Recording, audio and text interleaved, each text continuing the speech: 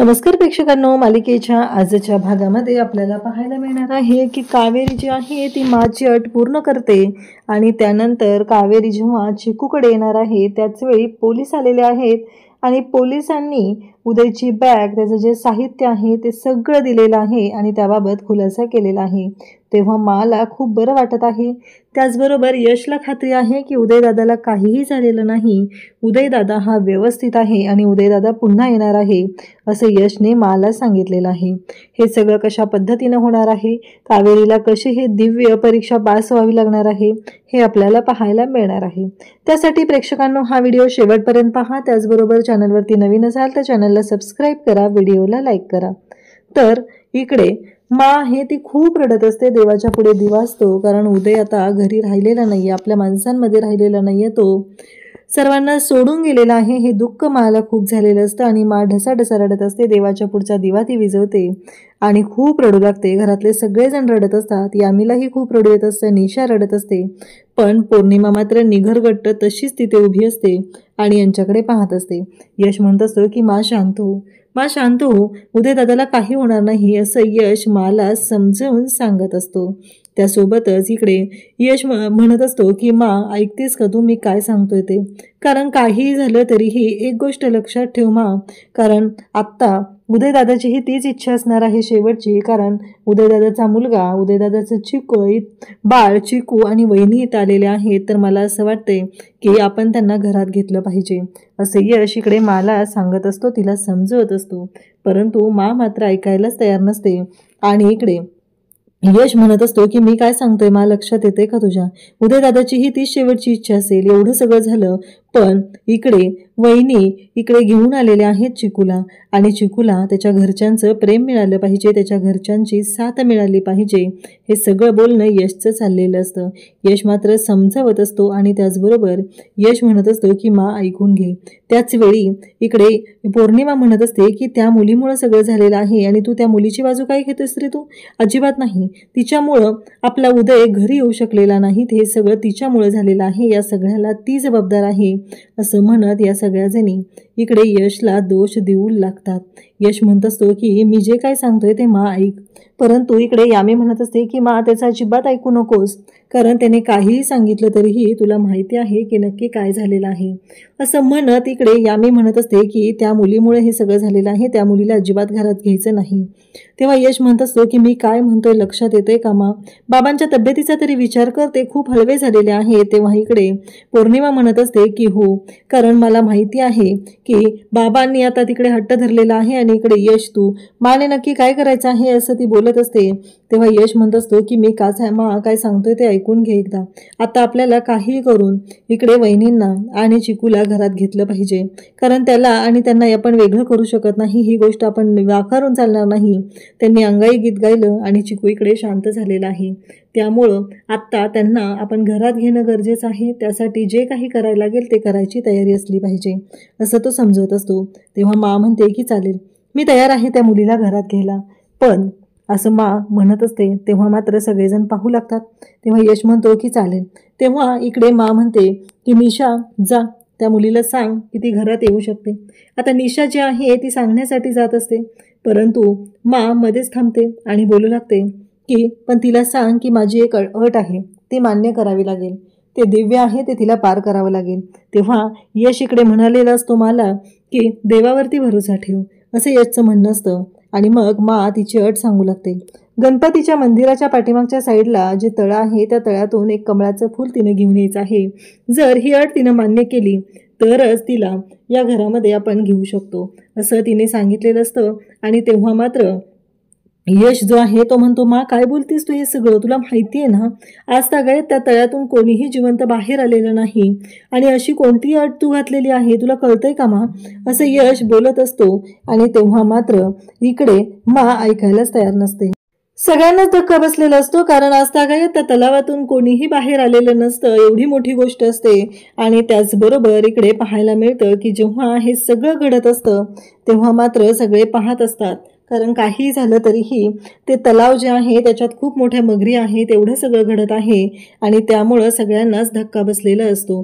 सगळेजण माची समजूत घालत असतात, परंतु मा मात्र इकडे ऐकायला तयार नसते. माचं एवढंच म्हणणं असतं की नाही, काहीही झालं तरीही हे सगळं जे काय आहे ते अशाच पद्धतीनं घडणार आहे हे चालू झालेलं असतं.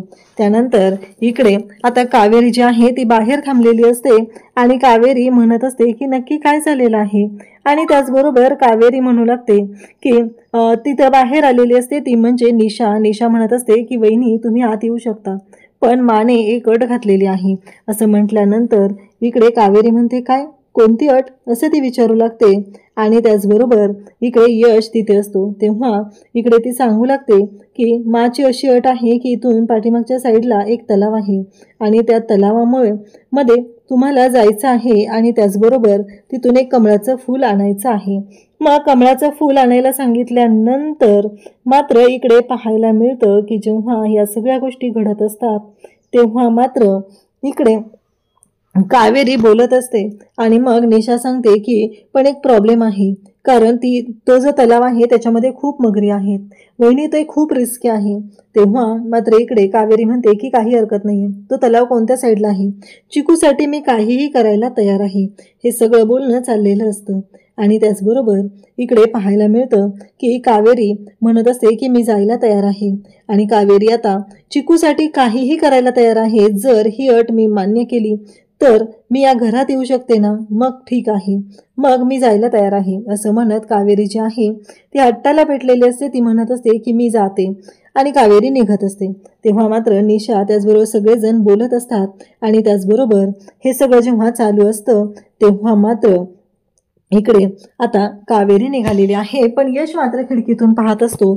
यश म्हणत असतो की हे सगळं काय आहे, कोण आहे ही मुलगी, आणि मान्य आहे मला एवढं सगळं स्वतःच्या जीवाची पर्वाही करायला तयार नाहीये, ती स्वतःच्या जीवाचं सगळं सोडून ती असा विचार करत आहे.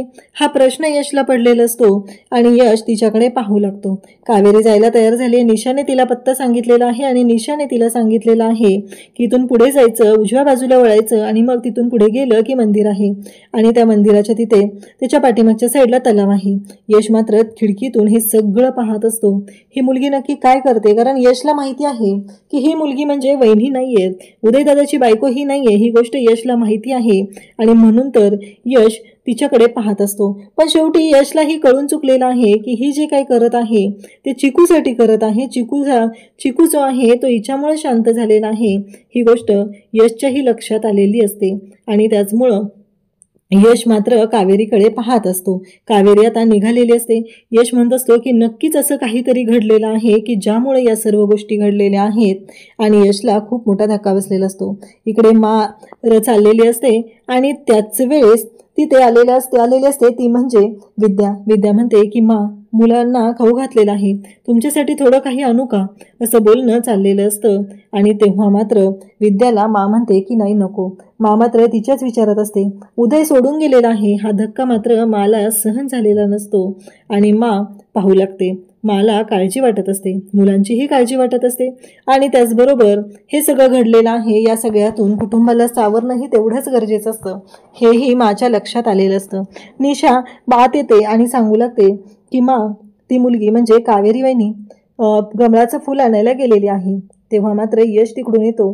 पाहतच राहते. म्हणते बघूया, कारण सगळ्यांना आता काळजी वाटत आहे की कावेरी कमळाचं फूल आणण्यासाठी तलावाकडे गेलेली आहे, पण त्या तलावातून बाहेर येणं वाटतं तेवढी सोपी गोष्ट नाहीये हे मात्र सगळ्यांच्या लक्षात आलेलं आहे.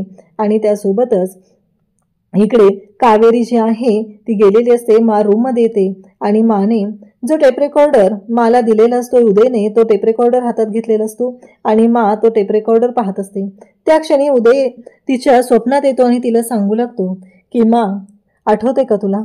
तेव्हा म्हणालेली असते की हे काय आहे. तेव्हा उदय म्हणतो की हा जो आहे ना तुझा रेडिओ जो आहे ना तसंच समज, याच्यात 5000 गाणी आहेत आणि ते गाणी तू कधीही ऐकू शकते. आणि दुसरी गोष्ट म्हणजे याला एकदा चार्जिंग केलं की तू याला घेऊन कुठेही जाऊ शकते, घरात, किचनमध्ये, बाहेर हॉलमध्ये कुठेही बसून तू गाणी ऐकू शकते. म्हणते कसलं भारी आहे रे, म्हणजे गाणी ऐकत ऐकत कामही होणार आणि कामाचा कंटाळही येणार नाही.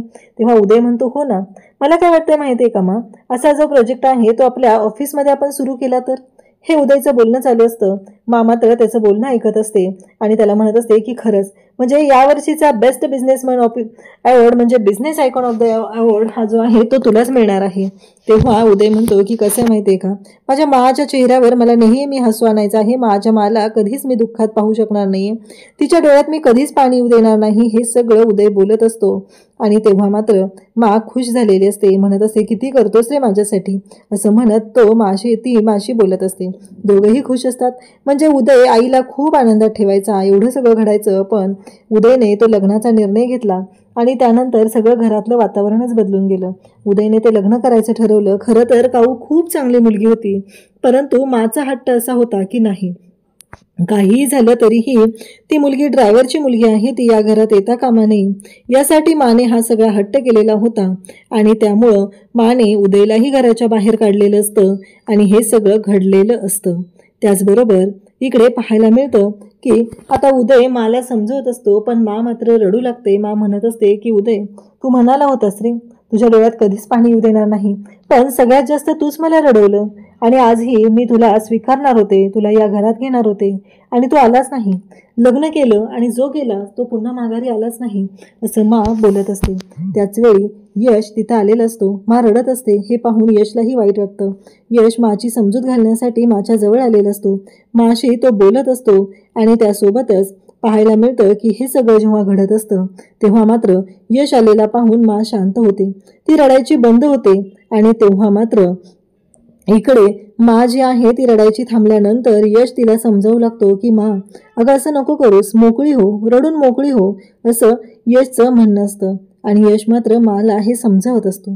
माला म्हणत असतो की मला माहिती आहे, तू वरून कितीही कठोर वाटत असली तरी आतून खूप हळवी आहे, ही गोष्ट मला माहिती आहे, असं तो माला समजावून सांगत आहे. आणि मा मात्र यशच्या समोर रडत असते. तेव्हा यश म्हणत असतो की मा, आणखी एक गोष्ट मला तुला सांगायची आहे. तेव्हा मा सांगू लागते.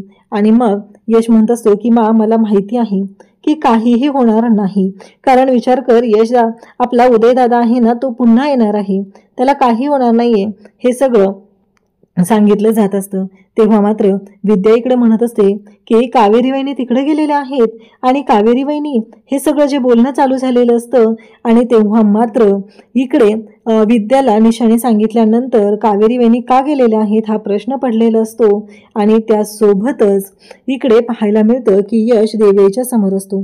यशला आठवतं की मा म्हणालेली आहे की सगळं देवावर सोडायचं, आत्ताच तुम्हाला म्हणालेलं आहे ना. आता कावेरी तर तलावाकडे गेलेली आहे, आणि कावेरी त्या तलावातून कशी बाहेर येणार हा मोठा प्रश्न उभा राहिलेला असतो. पण तरीही या सगळ्यातून कावेरीला बाहेर काढण्यासाठी, तिची मदत करण्यासाठी यश तिच्या मदतीला जाणार असतो. आणि कावेरी मात्र काट्याकुट्यातून मार्ग काढत निघालेली असते. कावेरीला माहितीच नसतं की तिच्या पुढे काय वाढून ठेवलेलं आहे, पुढे जाऊन काय करायचं आहे हे तिला माहीत नसतं. तिचा जीव कासावीस झालेला असतो. आणि त्यासोबतच कावेरी निघालेली असते, घामाघूम झालेली असते, ती रस्त्याने जात असते. आणि उन्हाचा तडाखा वाढलेला असतो. त्या उन्हामुळे कावेरीला त्रास होत असतो. आणि त्यासोबतच इकडे पाहायला मिळतं की कावेरी जी आहे त्या उन्हातून निघालेली आहे, आणि अचानक कावेरीला चक्कर येते आणि कावेरी तिथं पडायला लागलेली असते. कावेरी स्वतःला सावरते आणि त्यासोबतच कावेरी जी आहे ती आता शांत होऊन तिथे बाजूला उभी राहते. कारण काहीही झालं तरीही एक महत्त्वाची गोष्ट आहे, आणि ती म्हणजे कावेरीला हे अग्निदिव्य पूर्ण करायचंच आहे. हे फक्त आणि फक्त तिच्या लाडक्या या आपल्या चिकूसाठी, आणि चिकूसाठी जर तिने हे पूर्ण करू शकली तर मात्र ती तिच्या काऊला दिलेलं वचन पूर्ण करू शकणार असते. कारण काऊने तिला सांगितलेलं आहे की काहीही झालं तरीही कावेरी, चिकूला तू एकटं सोडायचं नाही, चिकूला आईचं प्रेम द्यायचं आहे. आणि त्यासाठी कावेरीची एवढी सगळी धडपड चाललेली असते, आणि कावेरी त्यासाठीच धडपड करत असते. हे सगळं जेव्हा आपण पाहत असतो तेव्हा मात्र कावेरीला चिकूबद्दल वाटणारं प्रेम, कावेरीला चिकूबद्दल वाटणारी काळजी, हे सगळं पाहायला मिळतं. कावेरी या सगळ्यातून अनवाणी पायाने जात आहे. तिच्या पायामध्ये काटे वगैरे खूप घुसत आहेत, तिला त्रास होत आहे, आणि ती तशीच निघालेली असते. त्यानंतर आपल्याला पाहायला मिळतं की आता उद्याच्या भागामध्ये पोलीस हे आता धर्माधिकारी यांच्या घरी आलेले आहेत आणि ते सांगत असतात की तुम्ही पोलीस कंप्लेंट केलेली होती ॲक्सिडेंटच्या बाबतीतली, तर आम्हाला त्या गाडीच्या ठिकाणी काही वस्तू मिळालेल्या आहेत, काही बॅग्स मिळालेल्या आहेत. तर तिथे बॅग्स मिळालेल्या आहेत, त्याचबरोबर उदयची बॅग, त्यामध्ये असलेला उदयचा शर्ट पाहून मला तर आनंद झालेला असतो, परंतु इकडे मा जी आहे तो शर्ट आहे तो उदयचा हातात घेते आणि पाहू लागते, तेव्हा मात्र मलाही खूप छान वाटत असतं आणि तिचा उदय हा तिच्या जवळच आहे या गोष्टीची जाणीव तिला होत असते. त्याचबरोबर तिला आठवत असतं की हा उदयचा शर्ट, हे उदयचे कपडे, हे पाहून मा त्याच्याकडे पाहू लागते. खरं तर कावेरी आता तलावाकडे गेलेली आहे आणि यशच्या लक्षात ही गोष्ट येते. घरातलं सगळं झाल्यानंतर यश मात्र आता तिकडे जायला निघतो आणि त्याच वेळी घडतं असं की कावेरी जी आहे ती तलावात उतरलेली असते आणि तलावातून कमळाचं फूल तिनं घेतलेलं असतं आणि ते कमळाचं फूल घेऊन कावेरी निघालेली असते आणि नेमका त्याच वेळी यश तिथं पोहोचतो, कारण कावेरी जी आहे ती त्या तलावामध्ये पडणार असते आणि मग यश तिला सावरतो. यशने तिला सावरलेला आहे आणि तिला उचलून घेऊन आता यश निघालेला आहे. म्हणजे कावेरीने माने सांगितलेलं जे व्रत आहे, जे अट आहे ती पूर्ण केलेली आहे आणि यश आणि कावेरी आता त्या तलावातून, त्या दलदलीतून बाहेर यायला लागलेले आहेत. अशाच अपडेटसाठी चॅनलशी कनेक्टेड राहा. थँक्यू.